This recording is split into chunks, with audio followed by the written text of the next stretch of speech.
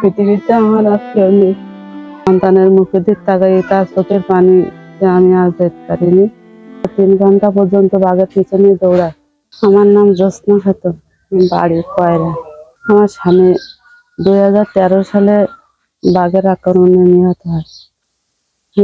মাছ ধরতেছিলেন, জাল নিয়ে জাল তুলতেছিলেন। আমার দেবরেরা ছিল, শ্বশুর ছিলেন।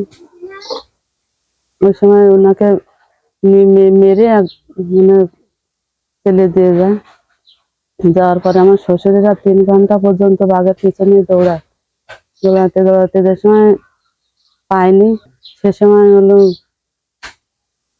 ওই ওই গোড়া সুন্দরবনে ওই যারা মানে ওই গোল পাতা কাটে, ওরাও হলো বললো যে যে জায়গায় ধরিল ওই জায়গায় যাই খোঁজ করেন, এদিক ওদিক নিয়ে যাইতো, তাহলে রক্ত বা কাপড় চোপড়ের কিছু অংশ পাওয়া যেত। ওই জায়গা থেকে এসে সে জায়গায় খোঁজ করার পরে অনেক খোঁজাখুঁজির পরে এক গাছের গোড়ায় ফেল। এরা এসে যে ভালোভাবে সরানোর দিকে মনে করলো মারা যায়নি। তো তারপরে তুলি যে সময় দেখি, যে সময় ঘাড়ের পরে তুলতে গিয়ে দেখে হাত ফুরিয়ে যাইতেছে। সে সময় ওরা কান্দাকাটা করে উঠলো। সে সময় এনে নৌকায় তুললো, তুলে বাড়ি নিয়ে আসি। গলায় কামড় দিয়ে এপাশ ওপাশ ফোঁটা করে ফেলিল, আর মুখের এই চোখের পাশটা তুলে নিল। বয়স ছিল 28 বছর, আর আমার সন্তানের বয়স ছিল 8 বছর। ক্লাস 2-তে পড়তো আমার ছেলে। শ্বশুরেরা বাড়ি জানায়নি, কান্নাকাটা করবেন, তাই তো ওরা একেবারে ওইখান থেকে মানে আমার বাড়ির ওপারে সবাই জানাইলো ফোনে, আমার বাড়িটা জানায়নি।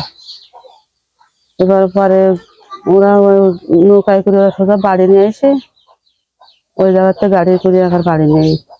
বাড়ি আনলে তো আমরা জানতে পারিছি, মানে দেবর মেজিটা জানতো, তা আমাকে বলিনি।